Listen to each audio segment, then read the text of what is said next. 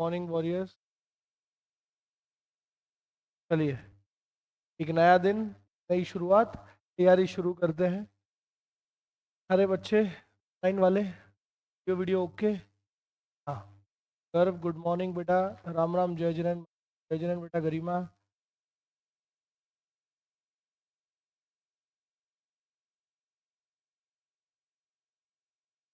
ठीक है जी। चलो जी, आज हमको नया टॉपिक स्टार्ट करना है।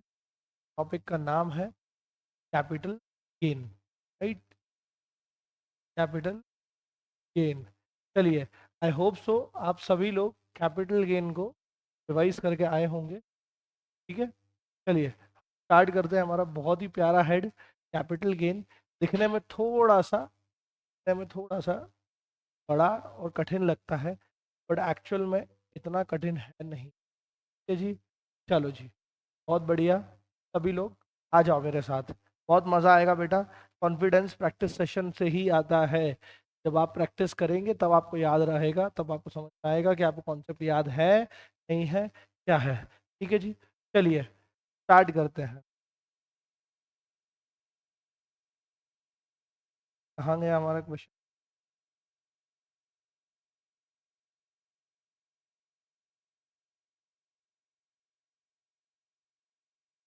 चलिए जी, क्या करें शुरू?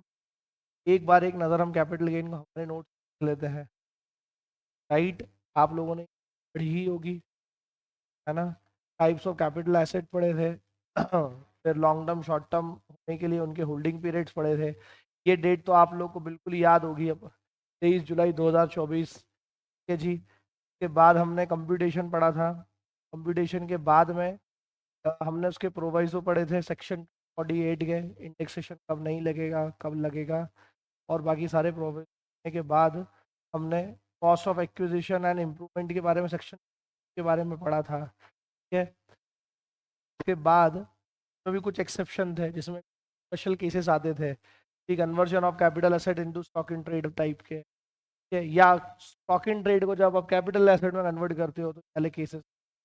के बाद कंपलसरी एक्विजिशन के ऊपर भी कैपिटल गेन कैसे आएगा वो था, कंपनसेशन है। फिर capital gain in case of debt mutual fund, market link debentures पढ़े थे। शायद बहुत ही इंपॉर्टेंट था हमारे लिए सेक्शन 112A, यानी कि tax on long term capital gain on certain assets. ये वाला बहुत ही ज़्यादा इंपॉर्टेंट था, ये भी हमने पढ़ा था। ठीक है। इसके बाद इसमें एक ग्रैंडफादर रूल भी था, जो आपको पता होगा। एक एक 1 फरवरी 18 के पहले जो खरीदे हुए हैं आपके shares, funds end of business trust के ऊपर था। इसमें इंपॉर्टेंट जो होता था वो बस सबसे इंपॉर्टेंट, कॉस्ट ऑफ एक्विजिशन आप कैसे निकालोगे। आप इसमें कॉस्ट ऑफ एक्विजिशन कैसे निकालोगे, ये काफी इंपॉर्टेंट हुआ करता था। ठीक है, क्योंकि इसमें आपको एफएमबी लेना पड़ती थी 31 जनवरी 18 वाली, वो एक अलग ही केस था। ठीक है। के बाद 111A आता था। यही सर्टेन एसेट्स पे अगर आपका शॉर्ट टर्म कैपिटल गेन होता था तो सर क्या होता था?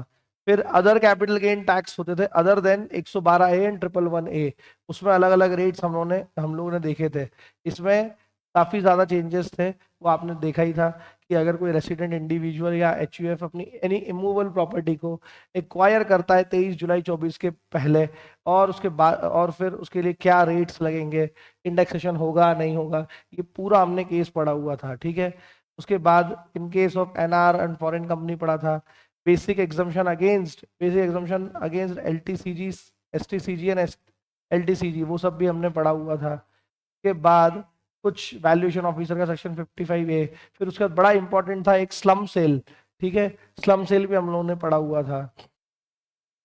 के बाद 50C, stamp duty value shall be treated as full value of consideration, ये भी काफी इंपॉर्टेंट था। ठीक है। और उसके बाद सर अनकोटेड शेयर्स के एफएमवी को हम ट्रीट करेंगे फुल वैल्यू ऑफ कंसिडरेशन में।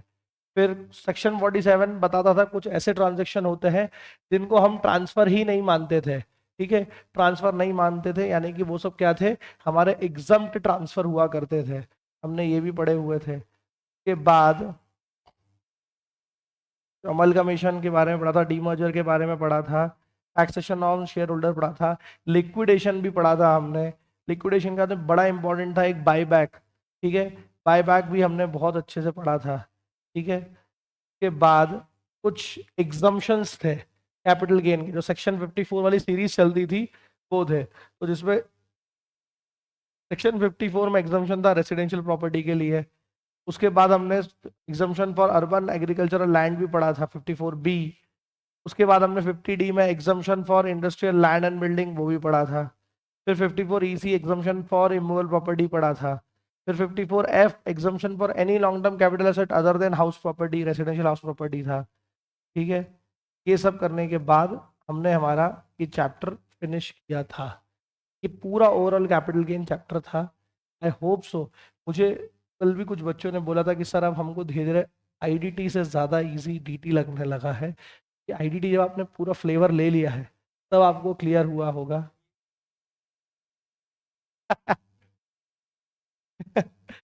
चलिए जी, कोई बात नहीं, जो है सो है, ठीक है। हमको तो पढ़ना है, आ जाओ। बट अगर आपने अच्छे से रिवाइज करा होगा, आपने अच्छे से रिवाइज करा होगा तो आई होप सो कि आपको इतनी डिफिकल्टी नहीं आएगी। अब आप जो भी क्वेश्चंस देखते हैं ये कोई घर के बने इजी क्वेश्चंस नहीं, सब आपके पास एग्जामिनेशन से रिलेटेड क्वेश्चंस ही हैं। तो आपको इससे ये समझ में आ जाएगा कि सर एग्जाम में अगर ऐसे आता है तो हमको, अगर ये क्वेश्चंस आ रहे हैं तो हम एग्जाम लेवल के लिए रेडी हैं। इसलिए घबराना नहीं, ध्यान से पढ़ते चलो।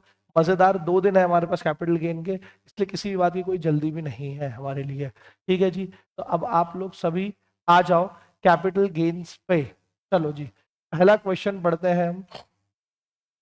क्या क्या ऑनलाइन वाले बच्चों को कोई डिफिकल्टी तो नहीं है क्वेश्चन में, या मैं क्वेश्चन शीट पहले शेयर कर दूं आपको, ताकि अगर कोई इनकेस हम क्वेश्चन के लिए आपको टाइम देते हैं तो आपको पढ़ने में इजी रहे। तो मेरे को लगता है कि मेरे को आपको हाथों हाथ क्वेश्चन शीट भेज देना चाहिए, ठीक है। चलिए, इसमें ऑनलाइन वाले बच्चों को इशू नहीं आएगा।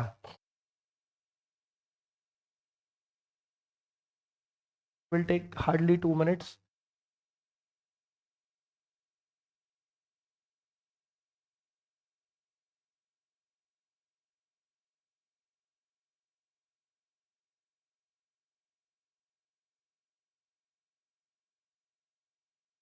बहुत बढ़िया। रोज हम ऐसा करेंगे कि हमारे बच्चों को पहले से ही शीट दे देंगे, ताकि उनको क्वेश्चन पढ़ने में किसी भी तरह का कोई इशू नहीं आए। सिर्फ 2 मिनट्स लगेंगे, जब तक वो सेंड होगा फिर हम स्टार्ट करेंगे हमारा कैपिटल गेन का प्रैक्टिस सेशन। ये जी, आप लोग अपने अपने ग्रुप्स चेक कर लीजिए, हमारे ग्रुप चेक कर लीजिए, पे आपको ये कैपिटल गेन के क्वेश्चन सेंड हो चुके हैं, देख लो बेटा। चलो जी, अब आप डाउनलोड कर लो और अपने साथ उसको ओपन करके रखिए, आपको इजी रहेगा, ठीक है। चलिए,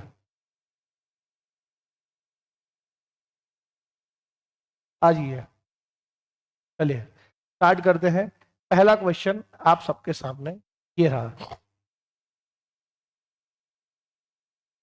दिसंबर 24 का ही है, याद रखना बड़े ध्यान से अपने कॉन्सेप्ट्स के साथ में।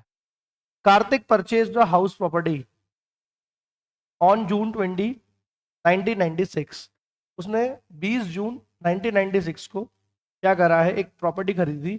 तो कितने में खरीदी थी? 2,25,000 में।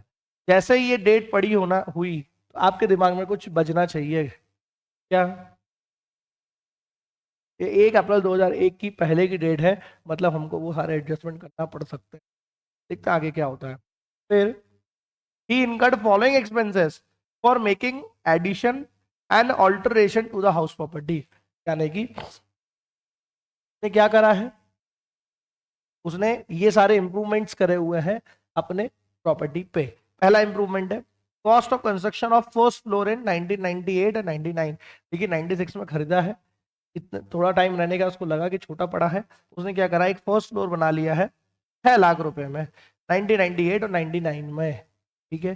नेक्स्ट, अब उसने सेकंड फ्लोर बनाया है 12-13 में 7 लाख रुपए का।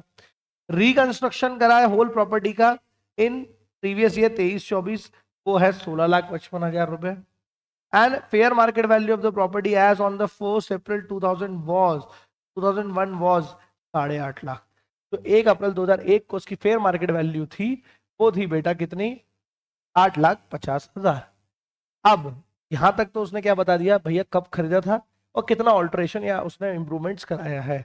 अब बात आती है आगे कि दिस प्रॉपर्टी, क्या बोले, this house property is sold by Kartik to Jagdish on 10 June 2024। क्या करा इसने, 10 जून 2024 के पहले इसने वो प्रॉपर्टी बेच दी है 58 लाख रुपए में किसी जगदीश नाम के व्यक्ति को। The valuation determined by the stamp duty stamp valuation authority was 65,50,000। इसने बेचा 58 लाख में, लेकिन उसकी जो स्टैम्प ड्यूटी वैल्यू थी वो कितनी थी, 65,50,000। अब बोल रहे हैं कि expenses incurred on transfer house property was 25,000, और उसने ट्रांसफर करने पे जो खर्चा करा है वो करा है 25,000 का। अब उन्होंने बड़ा इजी आपसे ये पूछा है, compute the capital gain arising on the sale of the house property by Kartik for the assessment year 25-26, right, 25-26। तो अब आप इसको जरा ट्राई कीजिए, ये रहा आपके सामने।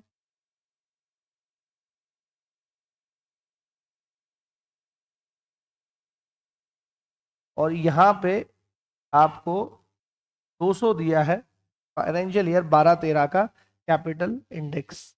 ठीक है, चलिए आप लोग ट्राई करें, के लिए आपको मिलते हैं पूरे नंबर का क्वेश्चन है 5 का, 4 देंगे। चलिए जल्दी से बच्चा लोग ट्राई करो। आपको ये पता है,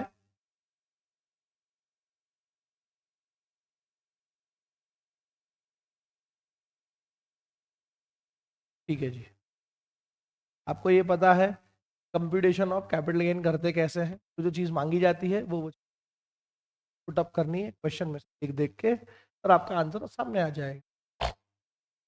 कोई भी डिफिकल्टी हो मेरे से पूछिए, but just give it a try.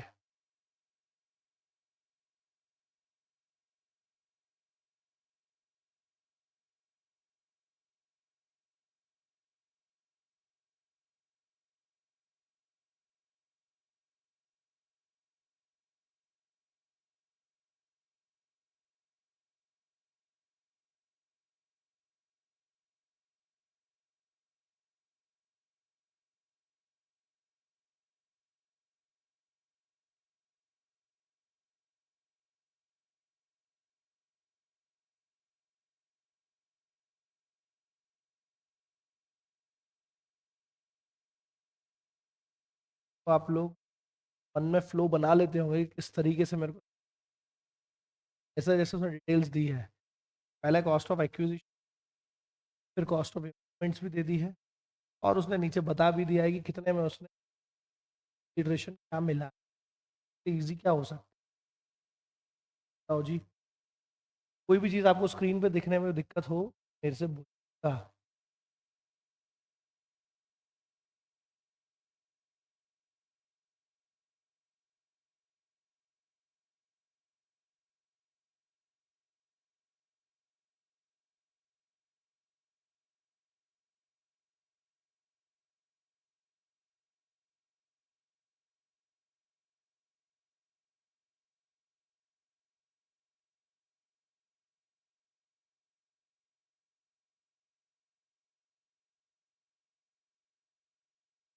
चलिए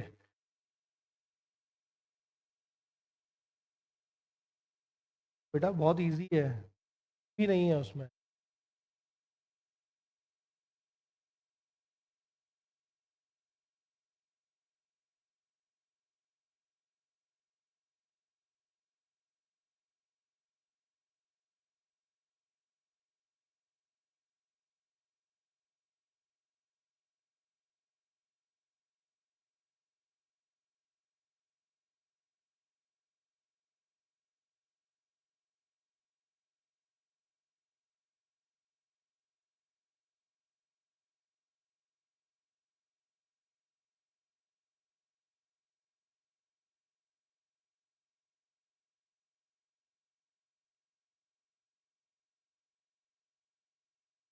चलिए बेटा 40 सेकेंड्स बाकी है।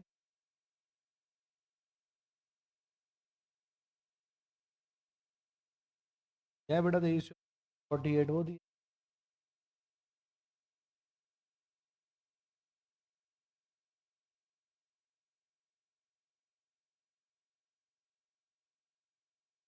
Last 30 seconds.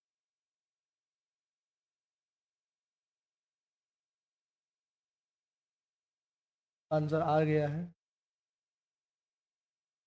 बाकी बच्चे भी अपने अपने आंसर्स ले।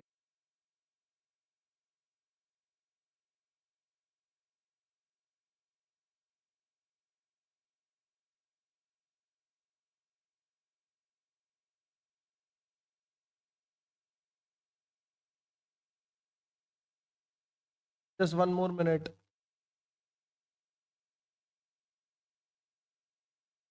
बाकी बच्चे ऑनलाइन लेके आओ बेटा।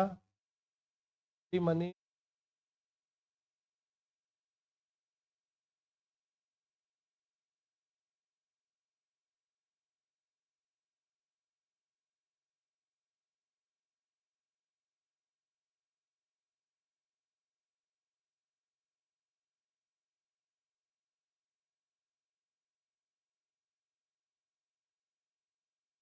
देगा ना।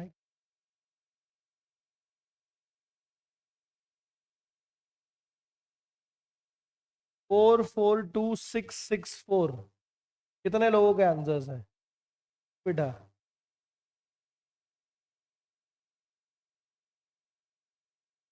कितने लोगों के आंसर 442664 आ रहा है? हमारा क्या आ रहा है बेटा रुचि?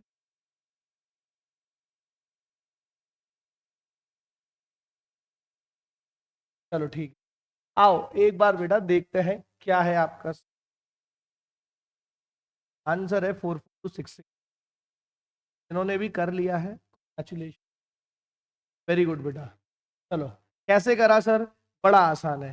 पहले तो आप मुझे ये बताओ, हमारा जो फॉर्मेट होता है और विद इन 5 मिनट्स। अब बात बेटा भी मुझे राइटिंग दिखाना, राइटिंग में बहुत गड़बड़ है बेटा अपने। नहीं वो जल्दी तो करना ही पड़ेगी बेटा, बट राइटिंग ऐसी होना चाहिए कि उस क्वेश्चन पढ़ने का टाइम तो मैं काट लेता हूँ ना, वो तो मैं पढ़ देता हूँ, तुम लोग भी तो पढ़ना है तुमको। ऐसा नहीं होता। चल आजा जल्दी से बेटा, जल्दी से। क्या करा? ए अंजलि, गोलू, रिंकी, मनीष, तुम लोग के आंसर्स नहीं लिखे हैं। आ जाओ। देखो सबसे पहले क्या होता है, हम कैसे निकालते हैं? देखो उन्होंने सीधी बात बोली है, compute the capital gains. Capital gain कैसे निकलता है? फुल वैल्यू ऑफ कंसिडरेशन में से आप अपने cost of improvement, cost of acquisition दोनों घटा देते हो। ट्रांसफर एक्सपेंसेस हो तो सीधे सेल कंसिडरेशन में से घटा दो, तो नेट सेल कंसिडरेशन आ जाता है, फुल वैल्यू ऑफ कंसिडरेशन। और उसमें से आप एक्विजिशन और इंप्रूवमेंट की कॉस्ट डिडक्ट कर दो, आपका आ जाएगा क्या? Capital gain. बस इतना सा तो है। अब देखो सबसे पहले क्या हुआ है कि आपका जो प्रॉपर्टी उसने बेची कितने में? 58 लाख में, और उसकी स्टैम्प ड्यूटी वैल्यू कितनी है? 65,50,000। तो अब आपको याद आना चाहिए क्या, कौन सा सेक्शन, कौन सा सेक्शन नंबर कौन सा है? 50C। 50C क्या बोलता है कि आपका अगर स्टैम्प ड्यूटी वैल्यू आपके 110% ऑफ एक्चुअल कंसिडरेशन से ज्यादा है तो फिर स्टैम्प ड्यूटी वैल्यू को ही फुल वैल्यू ऑफ कंसिडरेशन मान लेंगे। समझ में आया क्या? मान लेंगे। तो बेटा अब आप देखो कि अगर 58 लाख को आप 110% करते हो तो क्या वो 65,50,000 से कम है कि ज्यादा है? तो आंसर है कम है, मतलब 65,50,000 ज्यादा आ रहा है। तो बेटा इसलिए आपको क्या करना पड़ेगा, इधर आपका जो फुल वैल्यू कंसिडरेशन आएगा वो 65,50,000 है। बट डायरेक्ट अगर ऐसे लिखोगे तो नंबर नहीं मिलेंगे। ये देखो इन्होंने यहाँ वर्किंग नोट लिखा है, वर्किंग नोट के बाद में आपको देखो कितने अच्छे से लिखा है, as per 50C of the income tax act 1961। देखो ये देखो बेटा अपने लिए आंसर आ गया, ठीक है। अब देखो उन्होंने कितना अच्छे से प्रेजेंट करा है। Where the actual sale consideration is less than the value adopted by the stamp valuation authority, and such stamp duty value exceeds 110% of the actual sales consideration, then the value adopted by the stamp valuation authority shall be taken to the full value of sales consideration. Accordingly, in this case, sales consideration of house property of capital gain purpose will be taken as 65,50,000। समझ में आ रहा है क्या? ये ऐसे लिखना पड़ेगा, direct 6550 लिखने से काम नहीं चलेगा।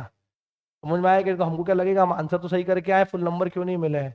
आपको ऐसा रेफरेंस देना पड़ेगा, पहली चीज। चलो उसके बाद आपको एक्सपेंसेस दिए हुए हैं, कितना एक्सपेंसेस दिया हुआ है सर? वो दिए हैं 25,000। तो बेटा सबसे पहले ट्रांसफर एक्सपेंसेस लेस कर दो, उससे आ जाएगा नेट कंसिडरेशन कितना, 65,25,000।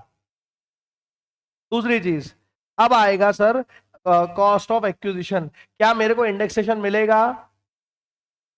ऑब्वियसली मिलेगा, 1996 की प्रॉपर्टी है और मैंने कब बेची है? 10 जून 24 को, याद रखना 10 जून 24 को। तो बेटा मेरा इंडेक्स कॉस्ट कितना होगा? मैंने खरीदी थी ये कितने में, कितने में खरीदी थी ये?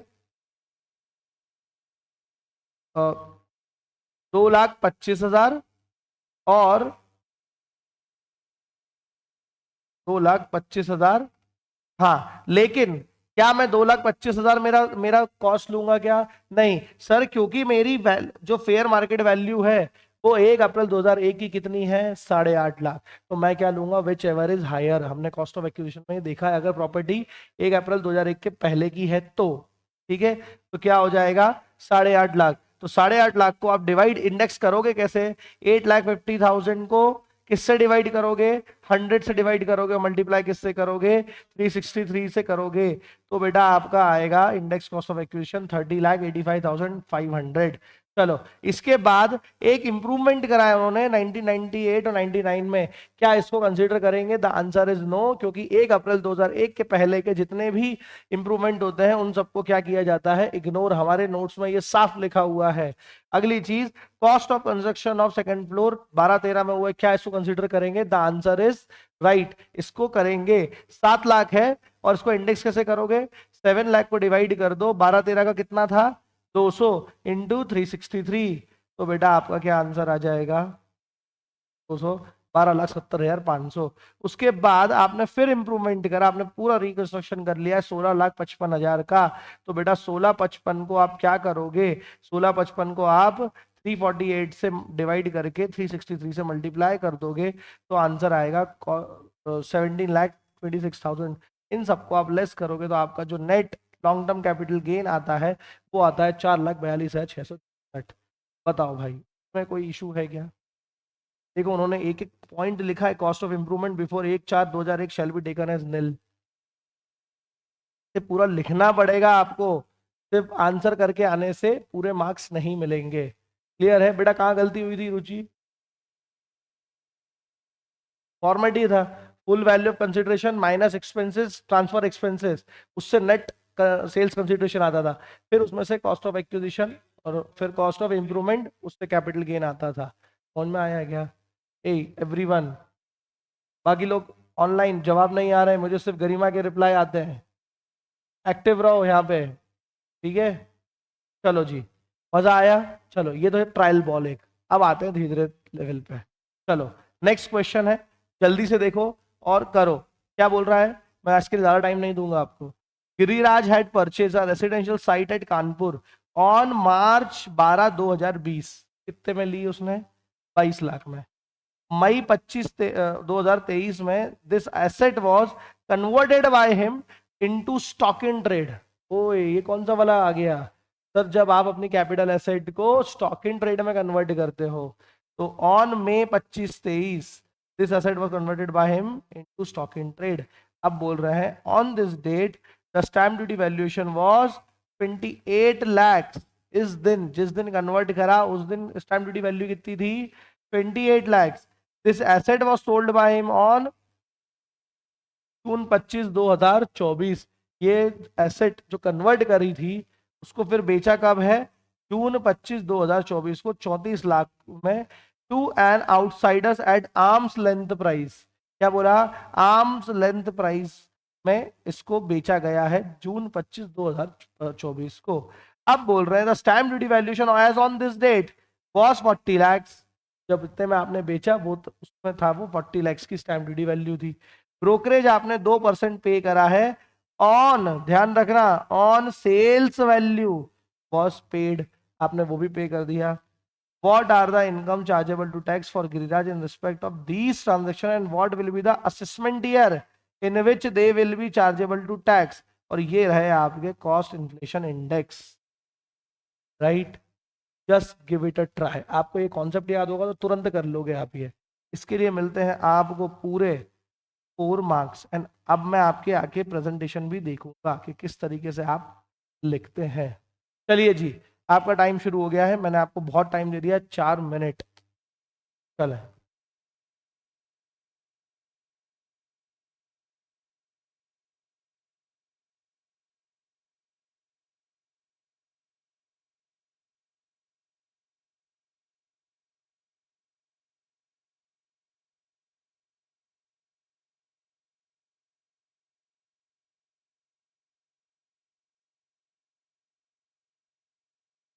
हाँ हाँ, अभी तो पेन ऐसा उसको नहीं करना, स्केल स्केल पर हाथ से बना लो। क्या है, अभी हाथ से बनाने की तुमको रहेगी ना? नहीं नहीं, और उससे एक हेल्प और होगी।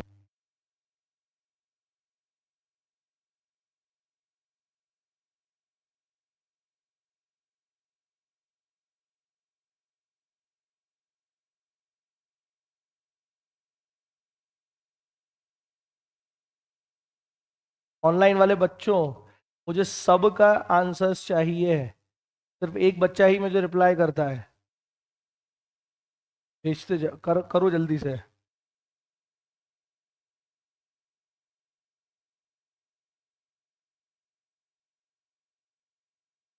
हम्म, इसको ना बेटा बीच में लिखने की आदत डालो। एग्जाम में हम बीच में ही लिखेंगे, है ना, वैसा। और इतना अभी तो ठीक है, ये गैप छोड़ो एक एक लाइन का, तो वो ना ऐसा हौश पौश दिखता है। करो करो। पर राइटिंग तो भी ठीक है, राइटिंग का इशू इधर है।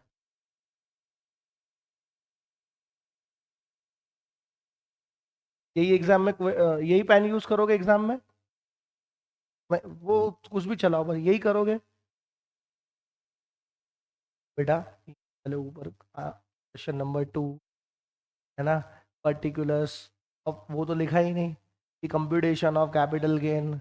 ऐसे लिखो। राइटिंग तो तुम्हारी अच्छी है, तुम्हारी राइटिंग में कोई इशू नहीं है। थोड़ा थोड़ा चला लेना, थोड़ा थोड़ा चला लेना। हाँ हाँ, बस बस बस भाई। करो, मैं अभी फिर देखता हूँ।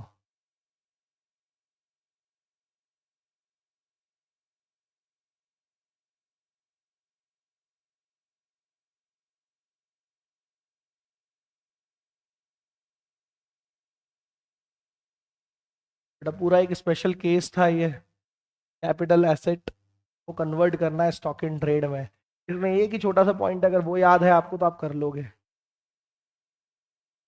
कोई बात नहीं, ट्राई तो करो, ट्राई करो, फिर मैं तो हूं ही ना यहाँ कराने आपको। बट मजा कब है, जब आप ट्राई करो।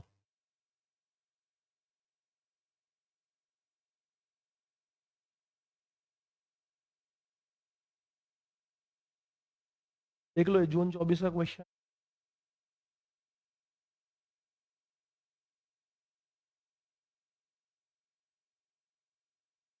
सर कॉन्सेप्ट्स रिकॉल ही नहीं हो रहे। बेटा आपने कल रिवाइज करा था?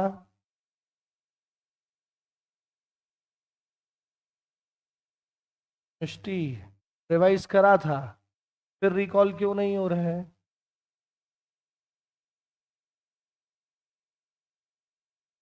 इफ पॉसिबल बेटा एक दिन आप लाइव क्लास में आओ, फेस टू फेस में आओ, फिर इसको हम देखते हैं। हाँ? बाद दिन में ही आप लाइव आ जाओ एक बार, और फेस टू फेस आ जाओ। मैं फिर देखता हूँ उस चीज।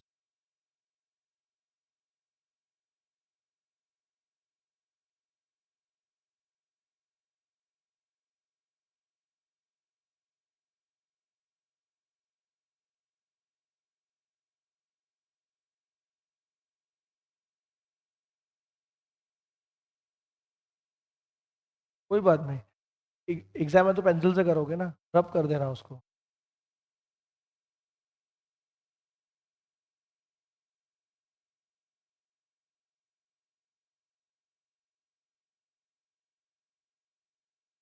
देखो देखो, आंसर्स आना चालू हो गए हैं।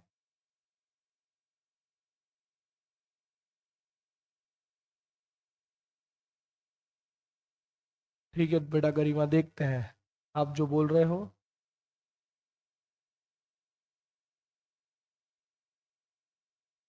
चलो, मैं बताऊं क्या? ठीक है ठीक है। कोशिश करो बेटा, क्या होगा, देख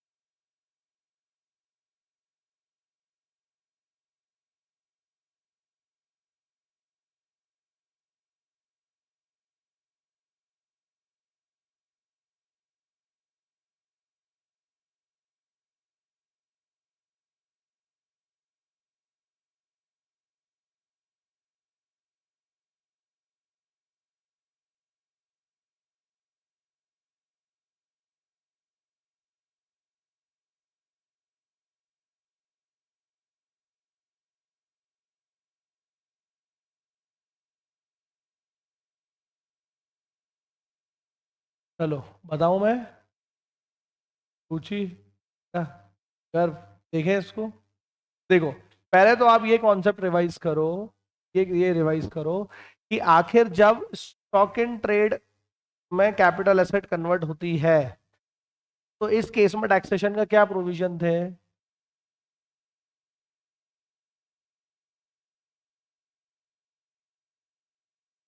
ये आप स्टेप्स बता रहे हो, पहले मेरे को प्रोविजन बताओ कि आखिर टैक्स लगता कब है, कब टैक्सेबिलिटी आती है। हाँ सर, जब कन्वर्ट होता है उस साल में टैक्स नहीं लगता, जिस साल में स्टॉक बिकता है उस साल में आपका टैक्स लगता है। पर अब जो टैक्स लगेगा वो दो हेड्स में लगेगा, एक कैपिटल गेन में और एक पीजीबीपी में। तो कैपिटल गेन में कहाँ लगेगा सर, जब से आपने खरीदा था और जब आप कन्वर्ट करा रहे हो उस दिन तक आपको कैपिटल गेन लगेगा, और उसके बाद से पीरियड के लिए आपको क्या लगेगा, बिजनेस पीजीबीपी में। तो सर इधर जब हम कैपिटल गेन निकालेंगे तो हमारे लिए फुल वैल्यू ऑफ कंसिडरेशन क्या होगा, जिस दिन हमने कन्वर्ट कराई उस दिन की फेयर मार्केट वैल्यू क्या थी, वो कॉस्ट ओरिजिनल जो हमारी थी वो आ जाएगी, उन दोनों को एडजस्ट करके आप कैपिटल गेन निकाल लोगे। फिर सर सबसे इंपॉर्टेंट चीज, जब आप इसको बेच रहे हो तो पीजीबीपी आएगा, तो सेल तो जितने में बेचा वो, लेकिन कॉस्ट क्या होती है, जिस दिन अपने कन्वर्जन वाली एफएमबी को कैपिटल गेन में फुल वैल्यू कंसिडरेशन माना था वही हमारी कॉस्ट हो जाती है। बस वही तो है इस क्वेश्चन में, है क्या। चलो, दोनों दोनों दोनों आंसर्स अपन देख लेते हैं। एक और लग रहा है जब या तो ना कंफ्यूजन है, कोई बात नहीं, कोई बात नहीं, अभी देख लेते हैं बेटा। देखो बेटा, लॉन्ग टर्म कैपिटल गेन आ रहा है 1,50,865, और आपका पीजीबीपी की इनकम आ रही है 11,32,000। आओ देखते हैं कैसे करा है। Very easy. देखो बेटा, सबसे पहले सबसे पहले आप computation of income chargeable to tax for Giraj for assessment year 25-26। देखिए, कन्वर्जन किस दिन हुआ था, कन्वर्जन किस दिन हुआ था, मई 25, 2023। इस दिन की फेयर मार्केट वैल्यू कितनी थी, 28 लाख। तो ये क्या हो जाएगा आपका fair market value on the date of conversion, 28 lakh. ठीक है, फिर इसकी कॉस्टिंग कितनी थी सर, ये था 22 लाख रुपए का, 22 लाख रुपए था फॉर मार्च 12, 2020। तो 12 मार्च 2020 को 22 लाख की इसकी कॉस्टिंग थी। तो 22 लाख को आपने इससे 289 से डिवाइड करके 348 से मल्टीप्लाई कर दिया, तो ये आ गया 26,49,135। और इससे आया आपका लॉन्ग टर्म कैपिटल गेन कितना, 1,50,865। ठीक है, अब सर जब मैंने सेल करा, अच्छा आपके मन में एक डाउट ये आना चाहिए सर, यहां मैंने ब्रोकरेज क्यों लेस नहीं करा, यहाँ तो यस बेचा तो मैंने कन्वर्जन के बाद में है ना, तब आएगा ना उसका खर्चा। तो देखो, ठीक है, अब बेटा एक बात बताओ, इन्होंने क्या बोला है कि आपने बेचा कितने में है, 34 लाख में, सुनना ध्यान से। लेकिन सेल स्टैम्प ड्यूटी वैल्यूएशन जो उस दिन का था वो कितना था, 40 लाख। अच्छा सेक्शन कौन सा आ रहा है एक बार बताओ, नहीं आ रहा है 50 नहीं आएगा इधर, इसी का इसका इसी का जुड़वा भाई आएगा 43 है। वो क्या बोलता है कि आप जब इमूवेबल प्रॉपर्टी बेचते हो तो आपको स्टैम्प ड्यूटी वैल्यू से अगर एक्चुअल कंसिडरेशन के 110% ज्यादा स्टैम्प ड्यूटी वैल्यू है तो स्टैम्प ड्यूटी वैल्यू ही क्या हो जाएगी आपकी, फुल वैल्यू कंसिडरेशन। इसलिए यहाँ पे 34 लाख नहीं लिया है, यहाँ लिया है कितना, 40 लाख। फिर इसमें से ब्रोकरेज घटा दो। अच्छा ब्रोकरेज कितने पे निकालोगे, ये 2% किस पे निकालोगे सर, वो 34 पे निकलेगा, वो थोड़ी 40 पे देंगे, ठीक है। तो 34 लाख का 2%, 68,000, टोटल कितना आया, नेट कंसिडरेशन 39,32,000। अच्छा फेयर मार्केट वैल्यू कॉस्ट क्या मानेंगे, कन्वर्जन वाली फेयर मार्केट वैल्यू जिसपे हम ऑलरेडी टैक्स दे के आए कैपिटल गेन में, तो वो हो जाएगा 28 लाख। ऐसे आएगा आपका पीजीबीपी कितना, 11,32,000। बोलो ऑनलाइन, कोई डाउट बोलो, कोई डाउट है। और साफ लिखा है both capital gain and business would be charge to tax in the assessment year 25-26। इस साल में बेचा है उस साल में।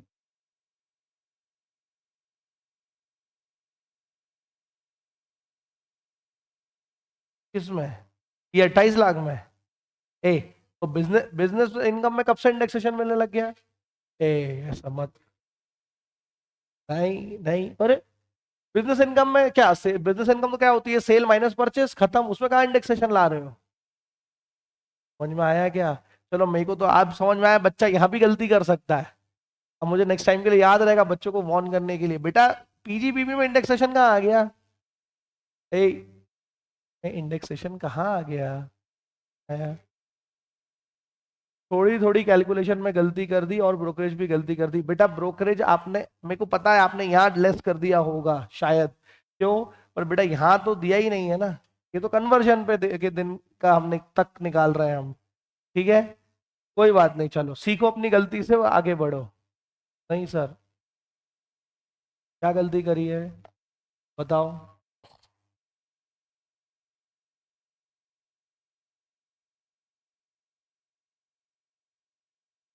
करा दो, कॉल में बड़ो वहां जाए।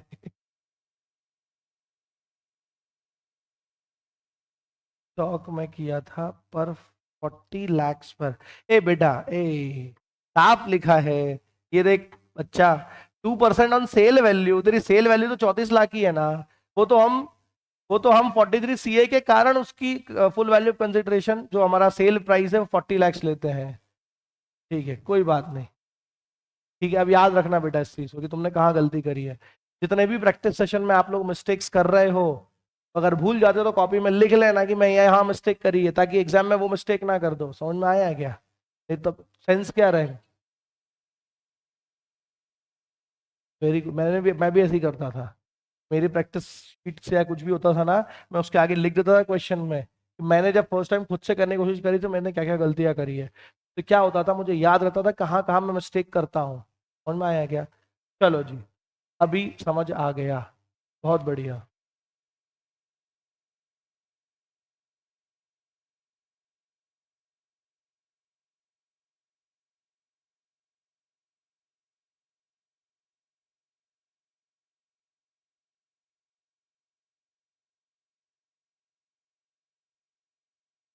वन मिनट, वो बेटा शेयर्स वालों के लिए, वो स्पेशल स्पेसिफाइड एसेट्स के लिए, वो हम रिवाइज कर लेंगे, तुम बोलो तो हम रिवाइज कर लेंगे।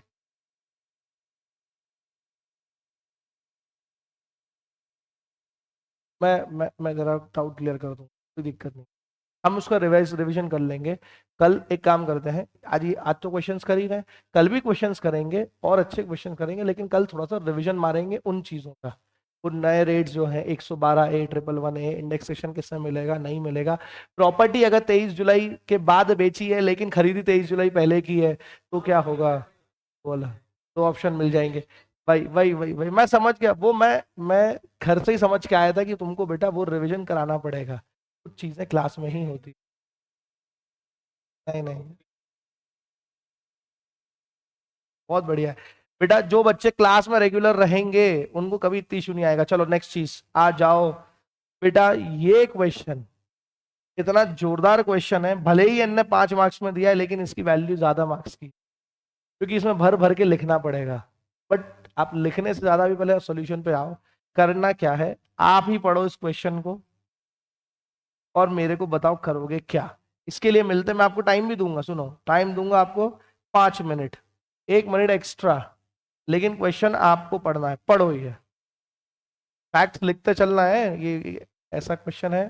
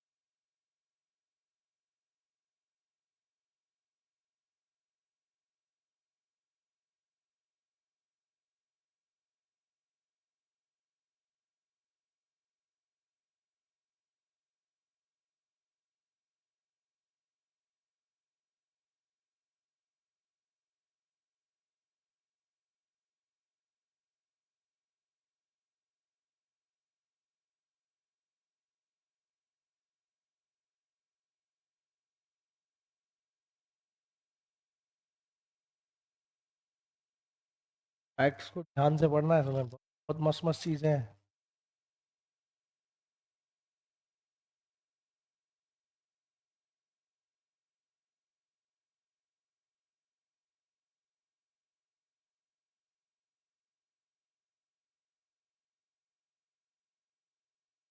खुद अजय और मुकेश दोनों के लिए टैक्स कॉन्सिक्वेंसेस क्या होंगे, और capital gain in the hands of Mukesh क्या होगा, ये आपको कैलकुलेट करना है। Yes, yes. और मुकेश के इसमें आपको कैपिटल गेन निकालना है। थोड़ा सा आप करो तो सही, क्या करोगे इसको, ड्राफ्ट कैसे करोगे आंसर को, और कोशिश तो करो, करो, क्या करोगे आप, सोचो ना। ऐसा एग्जाम में क्वेश्चन आएगा, अभी प्योर प्रैक्टिकल क्वेश्चन नहीं है, थ्योरी प्लस प्रैक्टिकल है, आप कैसे करोगे। जैसा जैसा पूछा है वैसा वैसा रिप्लाई देना है आपको। तो रिप्लाई सिर्फ थ्योरी का है, थ्योरी लिख के देना है, रिप्लाई में प्रैक्टिकल मांगा है, कैलकुलेशन मांगा ना कैपिटल गेन का, करना, कोशिश करो ना, just give it a try.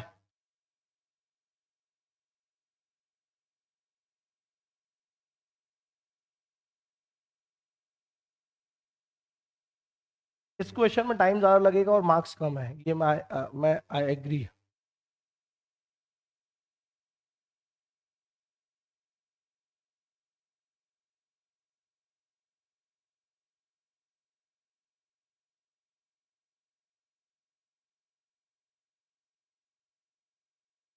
भी है, वो भी है, जल्दी करो बेटा, सिर्फ 2 मिनट बचे हैं।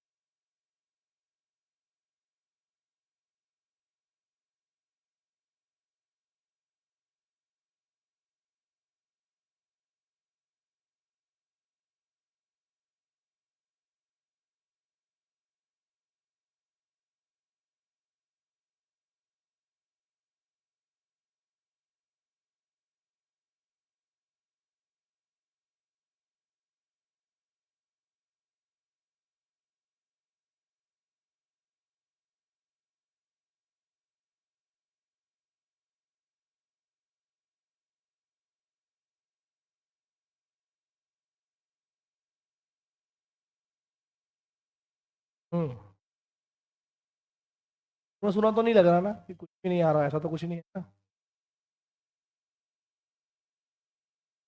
हाँ हाँ, हो सकता है, से ऑलमोस्ट यही यही सब आ रहा है, सभी बच्चों का आ रहा है यही आंसर, सभी बच्चे क्या, सिर्फ गरिमा तो रिप्लाई देती है, बाकी पता नहीं क्या हो जाते हैं बच्चों।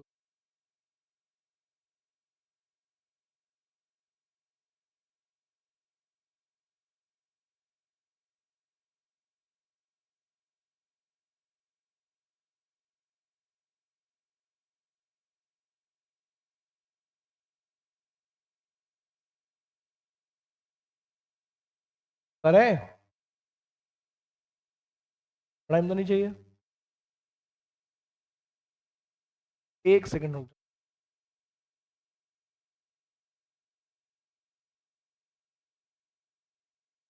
1961 पार्ट पेमेंट, वेरी गुड बेटा। देखते हैं बेटा गरिमा आपका आंसर, जस्ट 1 मिनट और। हाँ बेटा अंजलि, वेरी गुड अंजलि। देखते हैं कि आपका आंसर भी सही है क्या, क्योंकि यही आंसर बाकियों का आ रहा है।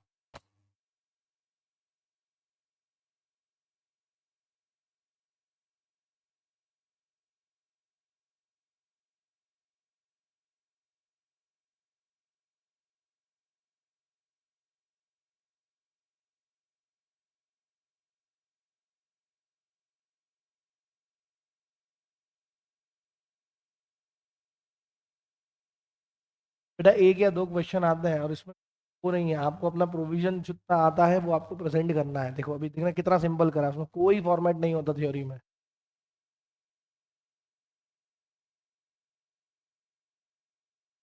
5 नंबर का क्वेश्चन है, काम की बात लिखना है, बस खत्म। क्योंकि इसमें आप ज्यादा भर भर के लिख भी दोगे तो मिलना तो 5 नंबर ही है। टाइम के हिसाब से करना है बेटा, वहां जैसा टाइम रहेगा उसके हिसाब से ही करना पड़ेगा। चलिए करें क्या, चलो आओ।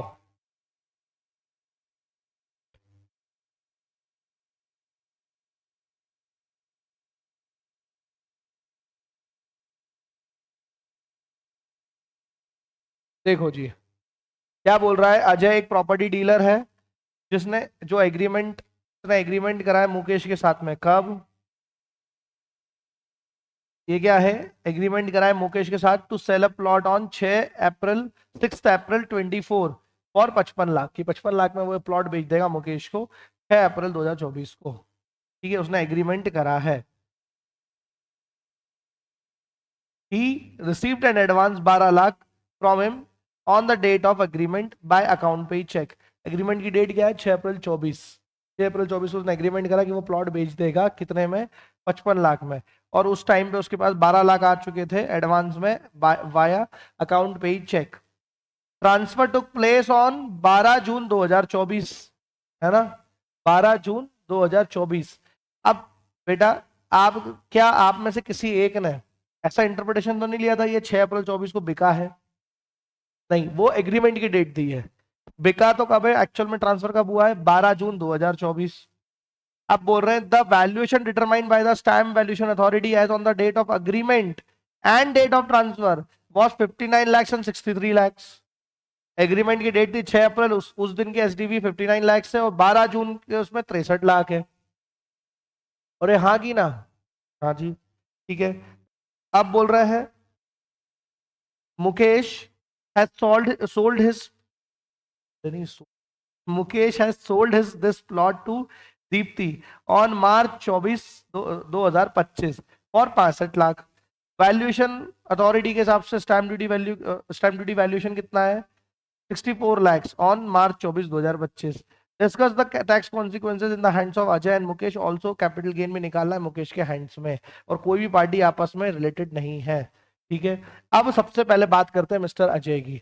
अजय ने क्या करा है भैया, 55 लाख में बेचने की बात करी है, ठीक है, और 12 लाख उसको एडवांस मिल चुके थे, और ये दी हुई है क्या, 63 लाख 59 लाख उसकी स्टैम्प वैल्यूएशन अथॉरिटी की वैल्यू दी हुई है। ठीक है, अब होगा क्या, सर एक बात लगाओ, पहली बात तो तुम ये बताओ किस दिन की स्टैम्प ड्यूटी वैल्यू आपको, स्टैम्प ड्यूटी वैल्यूएशन लेना है आपको, किस दिन का, सर इस दिन का कि इस दिन का। The answer is 6 April 24। क्यों सर, मुझे एग्रीमेंट की डेट तक अगर पैसा होल अमाउंट और पार्ट ऑफ द अमाउंट अगर मेरे को, अगर एग्रीमेंट की डेट तक अदर देन कैश यानी कि अकाउंट पे चेक से आ जाता है, तो बेटा मैं डेट ऑफ एग्रीमेंट को ही कंसिडर कर सकता हूं फॉर स्टैम्प ड्यूटी वैल्यूएशन। तो इसके लिए जो मैं कंपेयर करूंगा ट्रांसफर का, वो कौन सा एसडीवी लूंगा, वो लूंगा मैं 59 lakhs को। अब मैंने बेचा कितने में, 55 में, स्टैम्प ड्यूटी कितनी है 59 lakhs। तो क्या 55 का 110% से ज्यादा है मेरा 59? द आंसर इज नो, तो इसीलिए मैं 55 लाख को ही क्या ले लूंगा, मेरा फुल वैल्यू ऑफ कंसिडरेशन। ये क्लियर है, ये क्लियर है। बट ये पूरा चैप्टर, ये जो क्वेश्चन है ना, ये पूरा कैपिटल गेन का नहीं है। आप इसमें एक चीज शायद भूल गए हैं। क्या भूल गए हो बताओ। अदर सोर्सेज तो आएगा इसमें। अदर सोर्सेज में क्या आएगा, जब इनएडिक्वेट कंसिडरेशन में आप लेते हो, आएगा कि नहीं आएगा, मैं तो सिर्फ बता रहा हूँ। 50,000 से ज्यादा और 110% और उससे ज्यादा, तो फिर वो डिफरेंस अमाउंट टैक्सेबल हो जाएगा 56 to 10 में। ओ भाई, बट वो लग भी रहा है कि नहीं लग रहा। मैं तो सिर्फ आपको देख रहा हूँ कि अल्लाह हो रहा है कि नहीं हो रहा। आओ देखते हैं। देखो उनने, पर ये लिखना तो पड़ेगा ना। देखो उनने क्या लिखा है। देख अब तू पूछा था बेटा, देख कितना सिंपल लिखा है। As per section 50C of the income tax act 1961, if the stamp duty value is more than the 110% of the actual sales consideration, in case of transfer of land, building or both, then the value adopted by the stamp duty authority shall be taken as full value of consideration for the purpose of computation of capital gain। ये जरूर लिखना, सुनो, ये जरूर लिख देना कि ये एसडीवी हम ले रहे हैं for the purpose of computation of capital gain, बस इसी काम के लिए लेना है वो। अरे वो ब्रोकरेज ब्रोकरेज क्यों, हमने एक्चुअल कंसिडरेशन निकाला था, वो तो एक्चुअल पे ही निकलेगा सर। ये तो हम सिर्फ कैपिटल गेन कंप्यूट करने के लिए क्या कर रहे हैं, इसको कैपिटल गेन कंप्यूट करने के लिए इसको फुल वैल्यू ऑफ कंसिडरेशन मान रहे हैं बस। ठीक है, next. In a case where the date of agreement is different from the date of registration, stamp duty value as on the date of agreement can be considered provided the whole or the part of the consideration is received by the account paid check, bank draft or by way of ECS through bank account or through any such electronic mode on or before the date of agreement। इतना तो आपको भी आता था, वही उन्होंने लिख दिया। अब क्या करते हैं फिर, हमेशा प्रोविजन लिखने के बाद क्या करते हैं, हमारे केस से उसको रिलेट करके डिसीजन देते हैं। तो देखो, in the given cases 12 lakh is received through account paid cheque on the date of agreement, stamp duty value on the date of agreement will be consider for determining the full value of ton. ज्यादा clear हुआ बेटा, कर विदा ध्यान दे, है ना। अब accordingly in this case business income would be computed in the hands of Ajay for assessment year 24-25, taking the actual consideration of 55 lakh as the full value of consideration arising from transfer of such, since the stamp duty value on the date does not exceed 110% के लिए business income है, क्योंकि वो कौन था, property dealer. अरे हाँ की ना, प्रॉपर्टी डीलर। तो बेटा क्या हो गया, उसके लिए 43 CA लगेगा, अजय के लिए।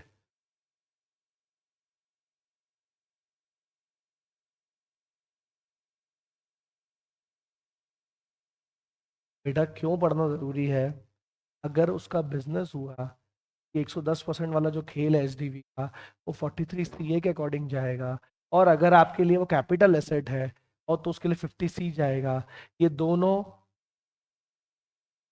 सेक्शन ट्विंस है बट नॉट आइडेंटिकल ट्विंस। समझ में आया है क्या, आपको ये ध्यान रखना पड़ेगा बच्चा। ठीक है, अब नेक्स्ट, ये तो किसकी बात हो गई बेटा, अजय की बात।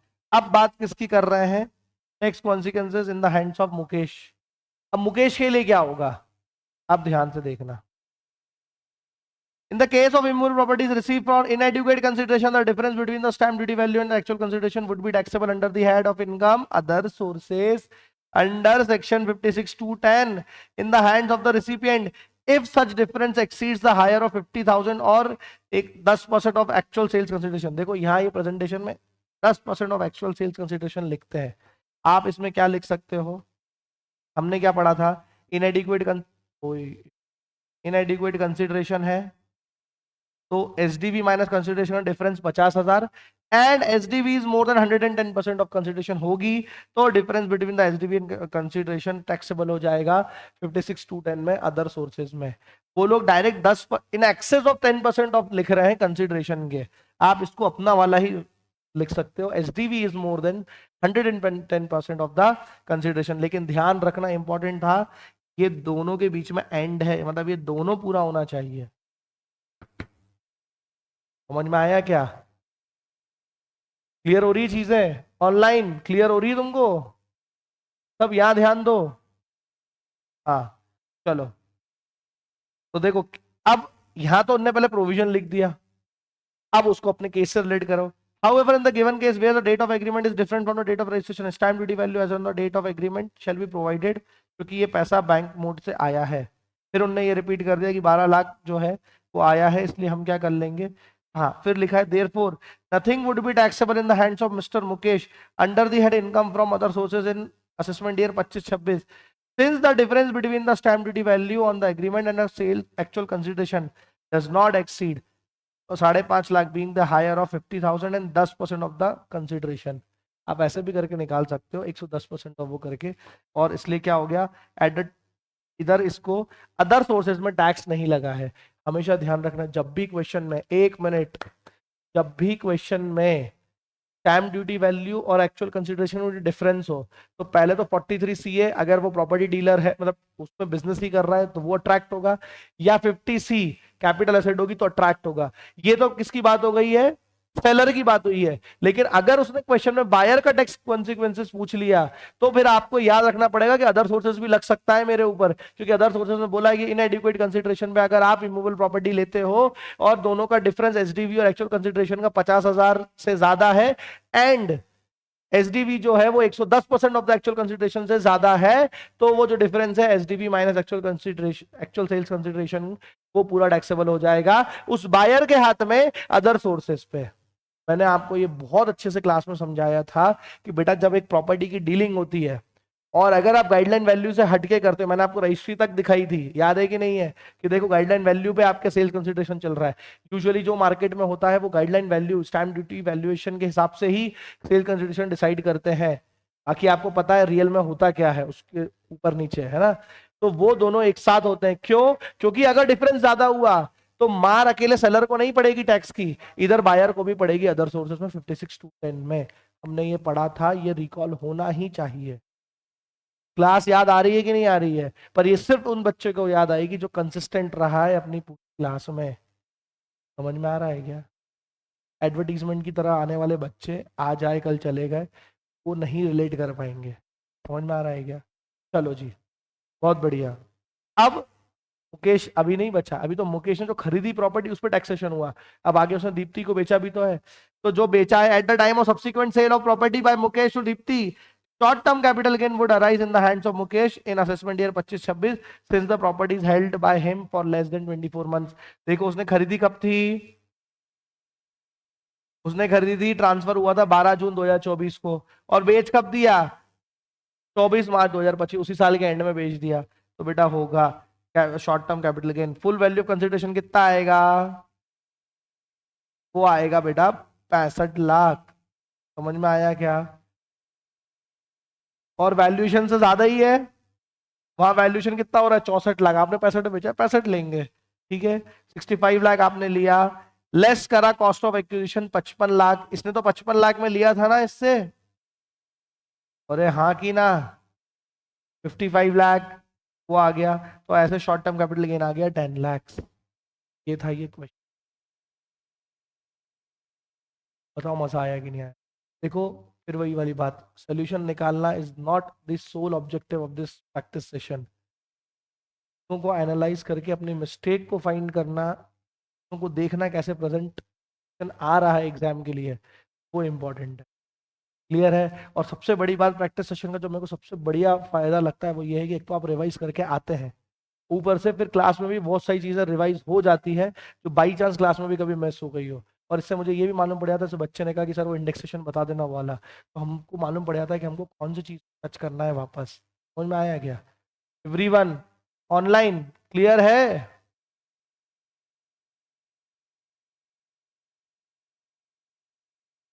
ठीक है जी, बोलिए. समझ में आ रहा है क्या? बेटा मुकेश से बुरी हालत तो यार अभी बहुत जगहों पे है देश के. तो बेचारे बिना सिगरेट पिए भी सिगरेट पी रहे हैं, इतने बढ़िया AQI चल रहा है.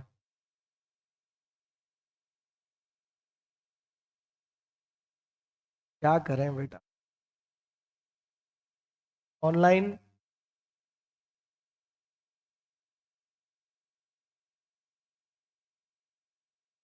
बन गया बेटा.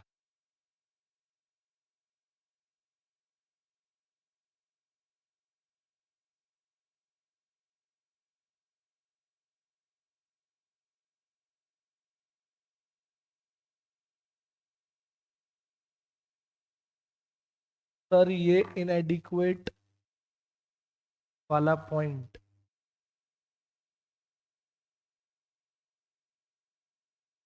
हाँ बेटा ये है, देख देख बच्चा, ये हमने पढ़ा था अदर सोर्सेज में, ये याद है कि नहीं है? अरे ये इतनी बढ़िया हमारी चली थी, ऊपर से मुन्नी ने रात में आइसक्रीम खाई वाला था ना। थोड़ा समझ नहीं आया, बताता हूँ बेटा, ये याद है 56 to 10? इसमें पहले तो ये वाले थे, फिर अदरवाइज में हमने क्या लिया था, मनी, मूवेबल प्रॉपर्टी, और फिर आता था हमारा इमूवेबल प्रॉपर्टी। स्क्रीन की तरफ देखना बेटा। सर पर अभी कहाँ है क्वेश्चन में? अरे बेटा क्यों क्वेश्चन में नहीं है ये? एक बात बताओ, एक बात बताओ, कैसे क्वेश्चन में नहीं है ये? बच्चा पूछ रहा है कि सर ये क्वेश्चन में है कहाँ। एक बात बता बेटा, तुमने कितने में बेचा था? 55 में। और स्टैम्प ड्यूटी वैल्यूएशन कितना आ रहा था? 59 lakhs या 63, फिर हमने लिया था इसमें से 59 lakhs को। ठीक है, तो ये डिफरेंस नहीं है दोनों में? बेटा कमेंट करके बताओ मेरे को, ये डिफरेंस नहीं है? है ना? इसलिए ये देखो ये लिखा है, अगर आप इमूवेबल प्रॉपर्टी या तो विदाउट कंसिडरेशन, ये तो है ही नहीं पॉइंट, ये कंसिडरेशन वाला पॉइंट है, इनएडिक्वेट कंसिडरेशन वाला। नहीं क्लास में कितना से डिस्कस करा था, क्या लिखा है? If as per property SDV minus consideration 50,000 से ज्यादा है and SDV is more than 110% of consideration, तो डिफरेंस को टैक्सेबल किया जाएगा 56। Very good. हाँ बेटा, चलो अच्छा है, क्लियर करते चलो डाउट। मन में है विश्वास, पूरा है विश्वास? ठीक है, आ जाओ अब एक जोरदार क्वेश्चन पे। इसकी राइटिंग पे मत करना बेटा, थोड़ा सा जल्दी में राइटिंग खराब है, लेकिन बहुत बढ़िया क्वेश्चन है आपके सामने। ठीक है, ये क्वेश्चन है बेटा स्लम सेल का। स्लम सेल तो पढ़ा होगा आपने, कुछ सुना सुना लग रहा है क्या? स्लम सेल की होता है स्लम सेल? यस, एक unit as a going concern आप क्या कर देते हो, सेल कर देते हो पूरा एक टोटल कंसिडरेशन में, लमसम अमाउंट में आप। हाँ, इंडेक्सेशन नहीं मिलता है, ये सारा क्वेश्चन है। मैंने आपको कहा था slump sale one of the favourite topic है एग्जाम का, इसी के ऊपर ये क्वेश्चन है। क्या ट्राई करना चाहोगे? बेहतरीन, बहुत ही इजी है 1 मिनट, लेकिन इसमें एक्चुअली थोड़ा सा वो, हमारे एडिटर साहिबा ने जो इतना अपना चमत्कार दिखाया है। हाँ वो मुझे नहीं पता, एक बार आप ट्राई करो, because slump sale is very easy.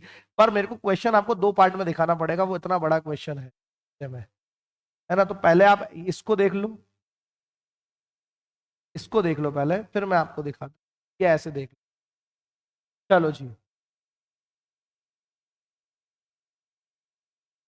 कोई बात नहीं बेटा, गरिमा बेटा, छोटी छोटी बात पे सॉरी नो थैंक यू। चलो आ जाओ, अच्छा बच्चे, चलो, चलो जी, आप ट्राई करोगे कि मैं कराऊं पहले इसको?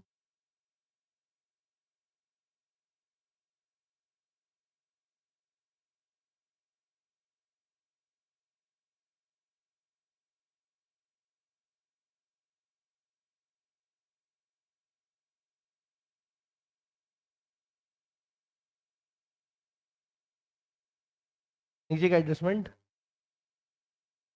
है बेटा, एक तो उसने सिंस जून 17 से रखी है, और एक ये है उसका।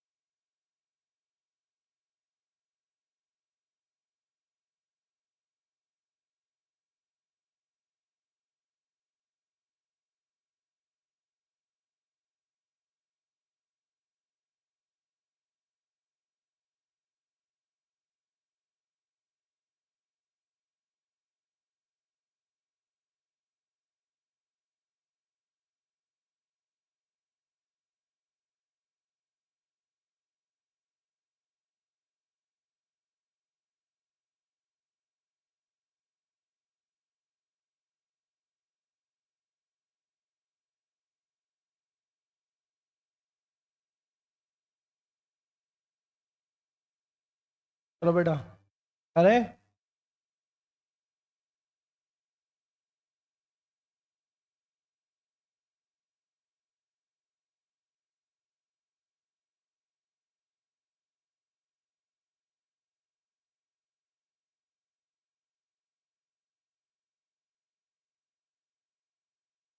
चलिए, चलिए देखते हैं, आ जाओ, इसको हम करते हैं। क्या बोल रहा है ये, इधर ध्यान दो बेटा। K Limited, a public company, has two units. One is engaged in manufacturing, another in service. Company decided to sell its manufacturing unit. पहले बात तो दो यूनिट में से, क्योंकि यहाँ दो यूनिट्स की दी हुई है। पेज कौन सी रही है? Manufacturing unit as a going concern by way of slump sale for 50,000 to a new company called M limited. M limited को मैन्युफैक्चरिंग 50,000 में, in which it hold 73% of the equity. The balance sheet of K limited as on 31st March 25 being the date on which manufacturing unit has been transferred is given as under। 31 मार्च के दिन ये सब हो रहा है, इनकी balance sheet. Paid of share capital दिया है, जनरल रिजर्व दिया है, शेयर प्रीमियम दिया है, रिवैल्यूएशन रिजर्व दिया है, करंट लाइबिलिटीज दी है, फिक्स असेट्स दिए हुए हैं, डेटर दिए हैं, इन्वेंट्री दी है। अब company has furnished following additional information. ये मैन्युफैक्चरिंग यूनिट इसके पास कब से थी? जून 2017 से, ठीक है। और गई कब है ये? 31 मार्च 25। नेक्स्ट देखो, क्वेश्चन कितना कंफ्यूजिंग है। Fix assets of manufacturing units includes land which was purchased at 6,000 in July 2017 और रीवैल्यू करा गया है 8,000 में। कब? 31 मार्च 25 को। लैंड लिया था 6 में, रिवाइज करा है 8 में। और fix assets of manufacturing unit वो कितनी है? Fix assets 17। सर यहाँ तो मैन्युफैक्चरिंग में 25 दी हुई है। नहीं बेटा, 25 माइनस 8, 8 कहां से आया? सर ये रीवैल्यू करी हुई लैंड भी तो है। क्लियर है कि नहीं है? तो फिक्स असेट्स कितनी है? 17,000। और लैंड कितनी है? रिवैल्यू पे पड़ी है 8,000 पे। It's return down value of depreciable asset under section 43(6) of the income tax act 1961 is 11,000। और जितनी भी डेप्रिसिएबल एसेट है उसकी डब्ल्यूडीवी कितनी बची है? 11,000। आपको ये 25-26 के लिए टैक्स लाइबिलिटी निकालना है ए की फ्रॉम सम सेल, और कॉस्ट सीआईआई जो है वो ये दिए हुए हैं। अब मेरे को आप ये बताओ, सम सेल के फीचर्स बताओ पहले। सम सेल में निकलता कैसे? आंसर बाद में देखेंगे। पहली बात तो ये बताओ कि इंडेक्सेशन मिलता है कि नहीं मिलता। Very good. तीसरी चीज,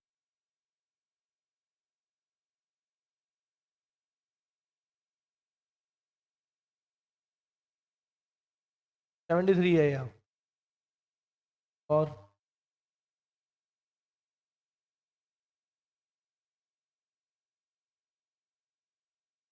एक्चुअल नेटवर्क करते हैं, नेटवर्थ कैसे निकलती है वो पॉइंट है।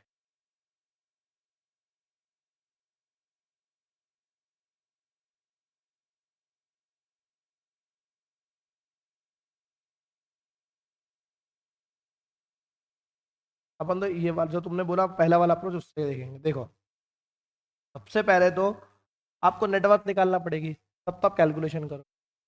तो देखो, मेरे हिसाब से पहले आपको ये बनाना चाहिए, क्या? कंप्यूटेशन ऑफ कैपिटल गेन, ये पहले बनाना चाहिए और नेटवर्थ को वर्किंग नोट में डालना चाहिए। क्यों? क्योंकि देखो, आप यहाँ करो, यहाँ नोट दे दो। समझ में आया क्या? तो बेटा देखो, ये ना सर्विस यूनिट नहीं है,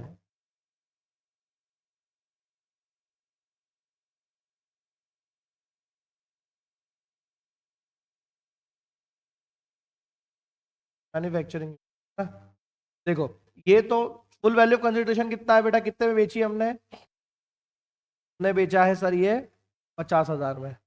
फुल वैल्यू ऑफ कंसिडरेशन कितना आ जाएगा? 50,000। अब नेट वर्थ हमको निकालनी है, तो इसके लिए वर्किंग नोट आएगा और वर्किंग नोट ये रहा। तो आप पहले मेन आंसर देखना, वर्किंग नोट नीचे, इसमें उन्होंने उल्टा करा है, ये मत करना परसेंटेज, नेटवर्थ बाद में निकलेगी, पहले आपको ये टेबल बनाना पड़ेगा। क्लियर है? चलो आओ सर। अब डेप्रिशिएबल असेट डब्ल्यूडीवी पे लेते हैं हमेशा, वो कितनी दी हुई है? 11,000। आ गया 11,000। फिर लैंड, लैंड तो जो प्राइस पे है, पर हमेशा रिवैल्यूएशन को नहीं लेते हैं, तो सिंपल कितने की थी लैंड? 6,000 की। समझ में आया? इसके बाद लेटर कितने हैं? 16,000। ये सब बुक वैल्यू पे आएंगे। इन्वेंट्री कितने पे है? 3,900। क्या आ गया? तो आपका टोटल कितना आया? 36,900। इसमें से आप क्या माइनस कर दोगे? आपकी लाइबिलिटी, वो कितनी है? 6,000। 6,000 माइनस करिए, 30,900 आ जाएगी नेटवर्थ। 50,000 में से 30,900 घटाओगे तो 19,100 क्या आ जाएगा आपका लॉन्ग टर्म।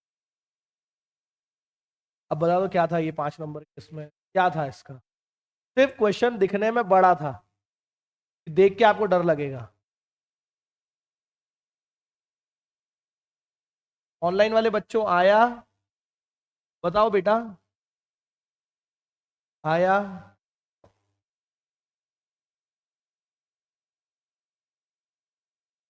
चलो आगे बढ़े, आगे बढ़े, आ जाओ।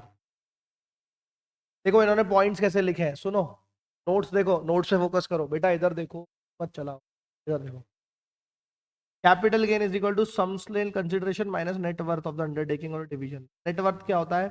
Aggregate value of total assets of the undertaking और division transferred minus value of liabilities of the undertaking transferred as appearing in the books of accounts. For computing the net worth, non-depreciable asset are to be taken at book value. For computing the net worth, in case of depreciable asset, the written down value shall be computed as per 43. Capital gain are long term since the period of holding of unit shall be जून 16 से लेके 17 है, वो नहीं है, मार्च 24। and as per section 50B of this cost inflation index are not available for computing capital gain of slum। ये है, आया कि नहीं आया? ठीक है, एक छोटू सा क्वेश्चन है, give it a try and you will get only 3 minute. पढ़ो।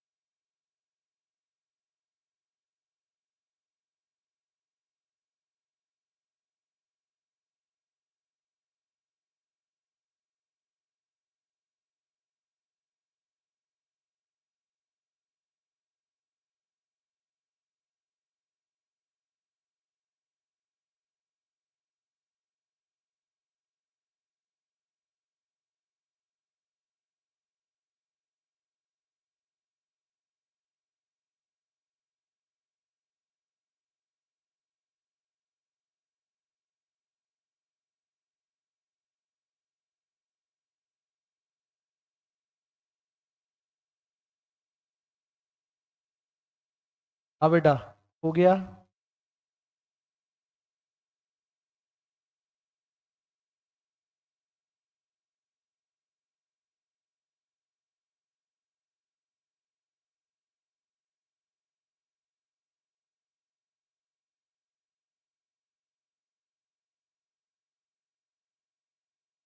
कैटेगरी की गाड़ी इसमें, जल्दी निकालो बेटा। बहुत इजी क्वेश्चन है ये। करो, प्रैक्टिस करो बेटा। और ये सब एग्जाम वाले हैं, इसलिए ना बिल्कुल वो नहीं करना।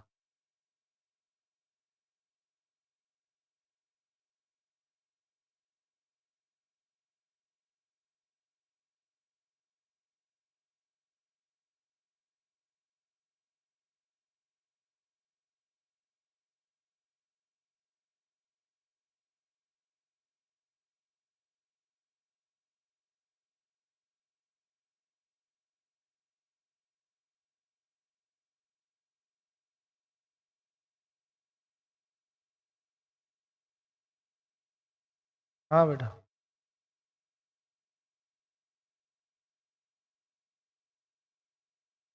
एडवांस का बोल रहे हो?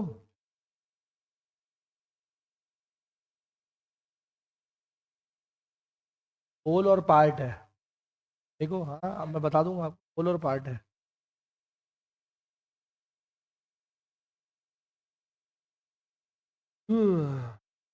चलो, बताएं बेटा, करें।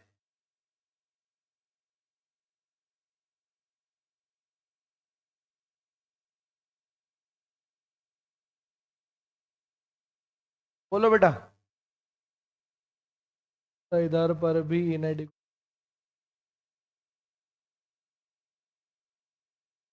आओ देखते हैं बेटा। चलो, 5,59,000। सबके आंसर्स यही है, 5,59,000।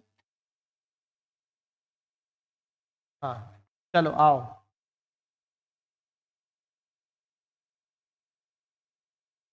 5,59,000 तो आप ले आए।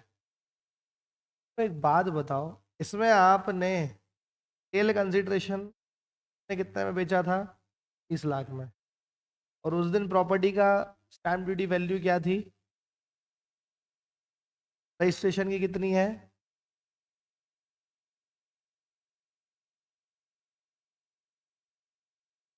हाँ, तो हम कौन सा वाला लेंगे? एग्रीमेंट वाला लेंगे, है ना? तो क्या इसमें और इसमें 10% से ज्यादा का डिफरेंस है क्या? नहीं है। तो जो हमारे एक्चुअल कंसिडरेशन होगा वो कितना होगा? 35 लाख होगा, ठीक है।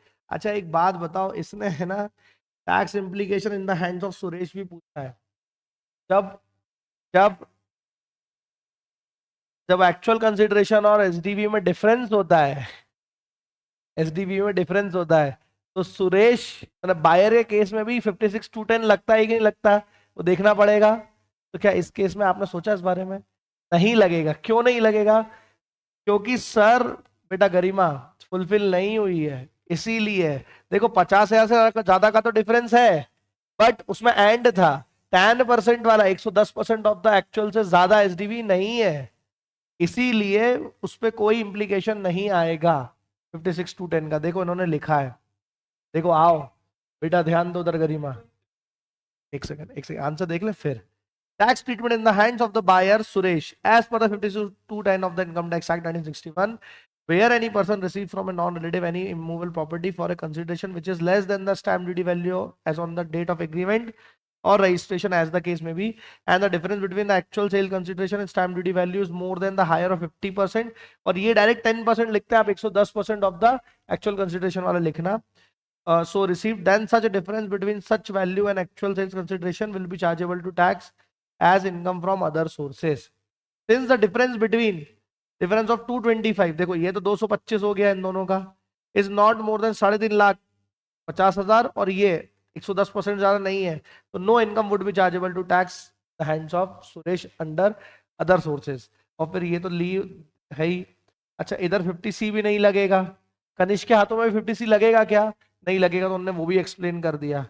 ठीक है, अब बोलो बेटा। क्लियर क्लियर हो गया गरिमा ना? हाँ।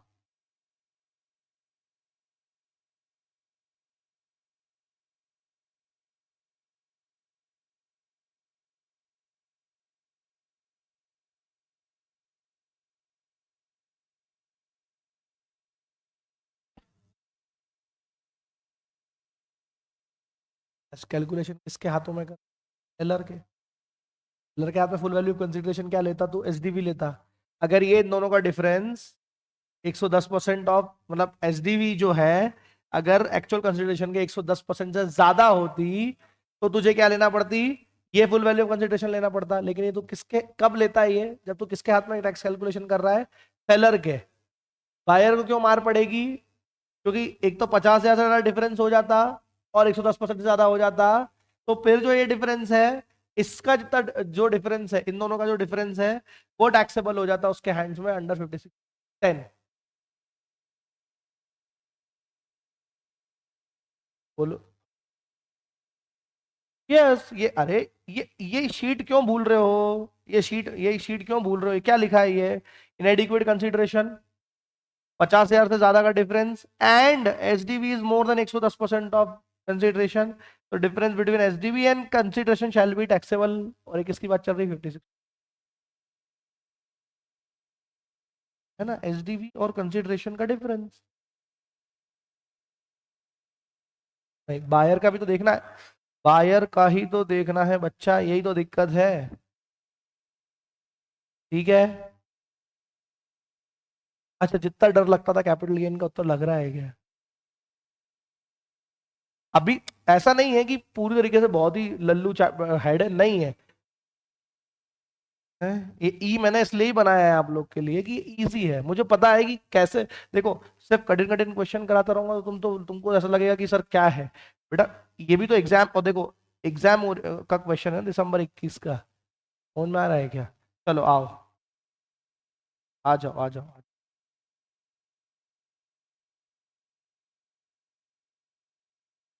प्लम सेल का क्वेश्चन है एक और, करना पसंद करोगे? क्योंकि पहला वाला तो मैंने ही बताया था। 2 मिनट कर लो, ये भी देखो ई लिखा है आपके लिए, अच्छी बात है। 2 मिनट में आ जाएगा इसका आंसर। तो स्लम सेल का खुद से कर लो एक और क्वेश्चन। करो बेटा। चलो, मैं आपको दो पार्ट में बेटा, लेकिन ये है ना, दो पार्ट में। या तो फोटो क्लिक कर लो, कैसे करोगे? हाँ, पीडीएफ भी है, या तो पीडीएफ खोल लो।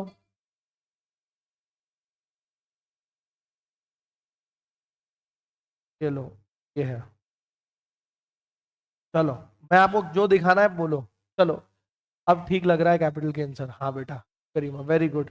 कॉन्फिडेंस बिल्डअप के लिए ही तो बेटा प्रैक्टिस सेशन है आप लोग के। चलो, आपको मिलते 3 मिनट, स्टार्ट हो जाओ। अच्छे से प्रेजेंट करना है, ए बेटा लिखो, लिखो जल्दी, कॉपी में लिखो, जल्दी करो, लिखो, अच्छे से पढ़ो। तो लैंडस्केप कर ले बेटा, पोर्ट्रेट में क्यों रखा है, बड़ा दिखेगा ना। ठीक है, ठीक है, जैसा पसंद हो करो, करो चलो।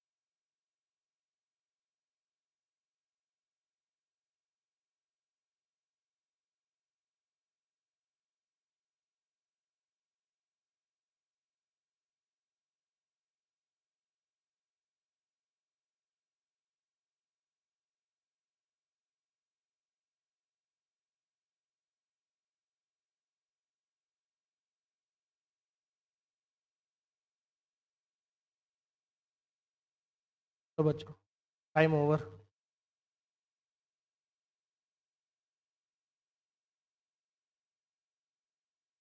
बोलो क्या आंसर आया? 2,85,000। बेटा नेटवर्थ नहीं अंजलि बेटा, से वो निकालो, कंप्यूट द कैपिटल गेन। 285 आ रहा है गरिमा का भी, देखें।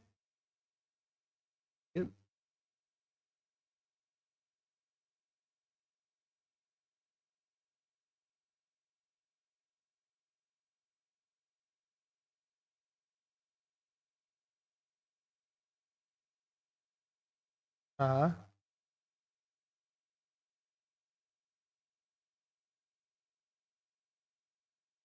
हाँ, मतलब डिप्रिशिएबल के केस में आपको डीवी लेना है, नॉन डिप्रिशिएबल केस में बुक वैल्यू लेना है। बुक वैल्यू कहाँ मिलेगी? Balance sheet.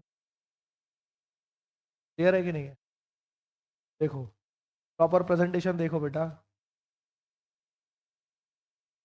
राइटिंग देखो उसकी।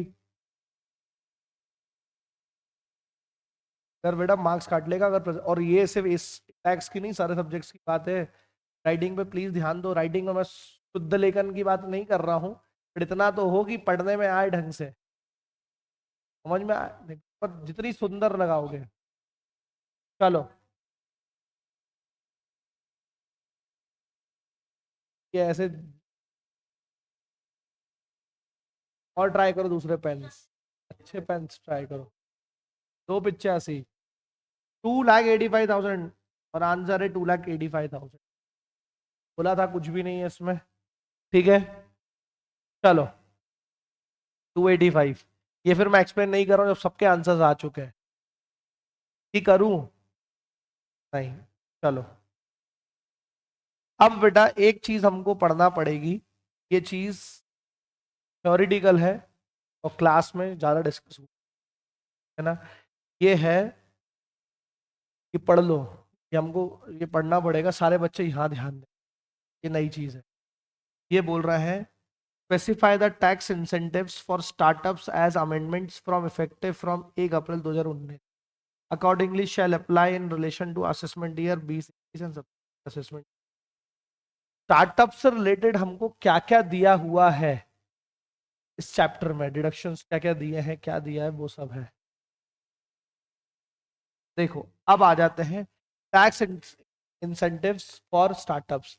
थोड़ा सा पढ़ लो मेरे साथ में, एक थ्योरेटिकल है, आपको वैसे तो पूरी, बट एक बार मेरे साथ पढ़ लो।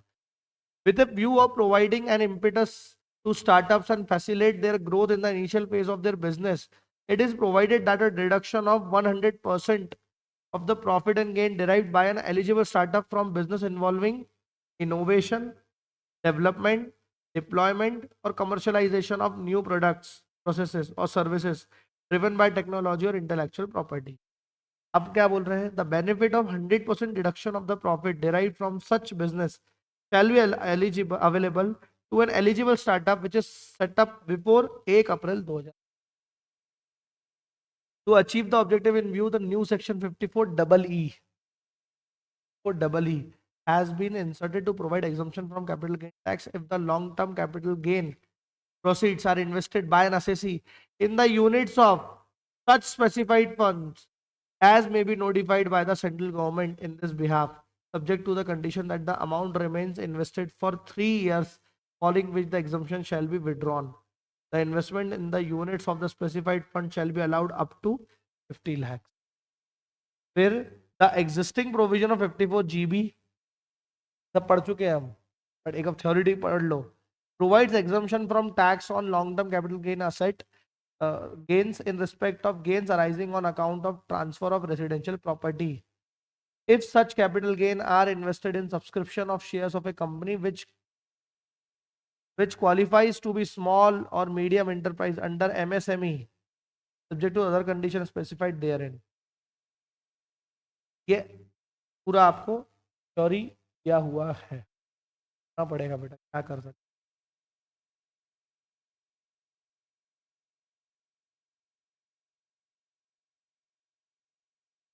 देखो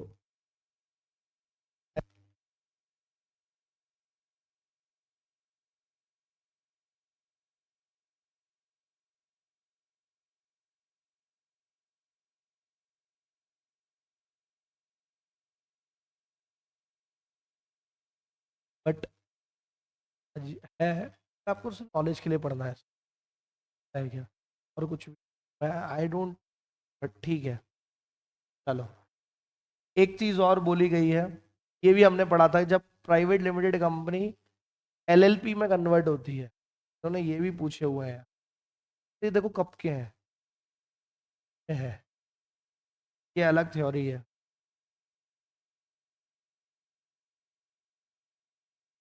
और सेक्शन 54F पे भी इन्होंने 9th क्वेश्चन जो है उसमें पूछा है कि 54F, हमने ये पढ़ा है 54F, और ये इनको उसने थ्योरी में पूरा डाला हुआ है।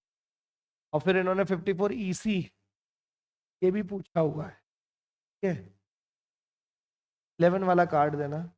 एक लास्ट क्वेश्चन कर लो आज का।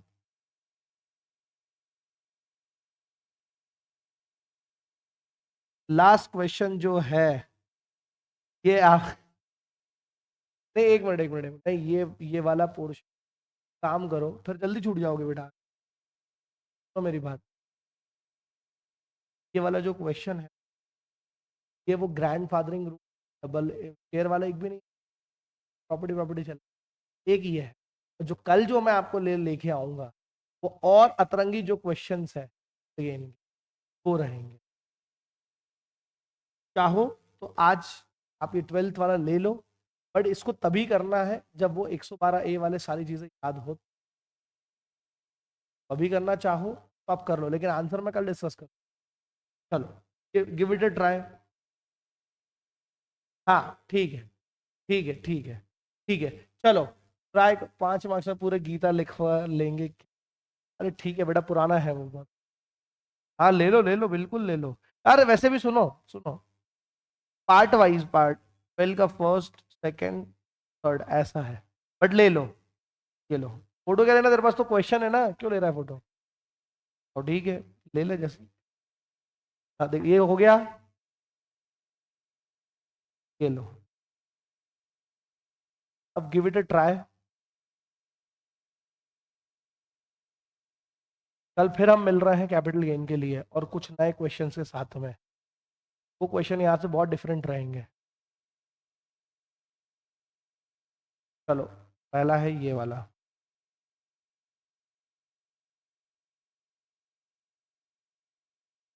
स्टडी मटेरियल क्वेश्चन है, याद रखना क्या हुआ है।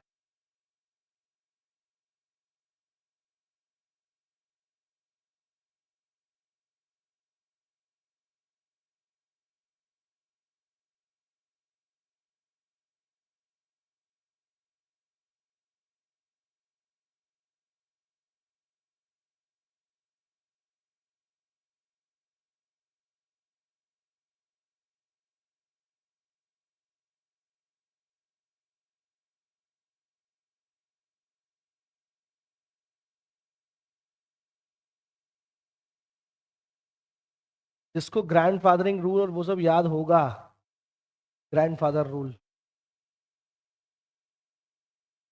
शेयर शेयर वाला वो 31 जनवरी 18, याद है ना। यस, बस बस बस वही वही, वो याद होंगे तो ये वाले बनेंगे, नहीं तो इसलिए मैंने बोला ये आप चाहो तो अभी होमवर्क ले लो।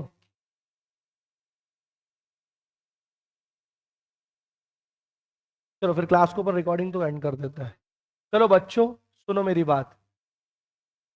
कल भी हमारा कैपिटल गेन का सेशन रहेगा कुछ नए क्वेश्चंस के साथ में।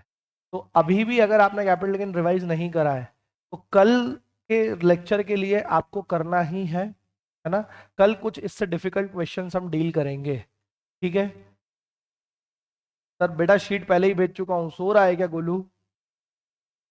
क्लास की स्टार्टिंग में भेजा हुआ है तो आ कल क्लास में लाइव, है ना। हाँ ठीक है। चलो बेटा, तो सारे बच्चों कल अच्छे से रिवाइज करके आना कैपिटल गेन। कल कुछ नए क्वेश्चंस रहेंगे और आज के क्वेश्चंस अगर आपने अच्छे से नहीं करे तो ट्राई कर लेना, ये शीट आपको मैं भेज चुका हूँ। चलिए बेटा, आज की क्लास होती है खत्म और आपकी मेहनत होती है शुरू। Good bye.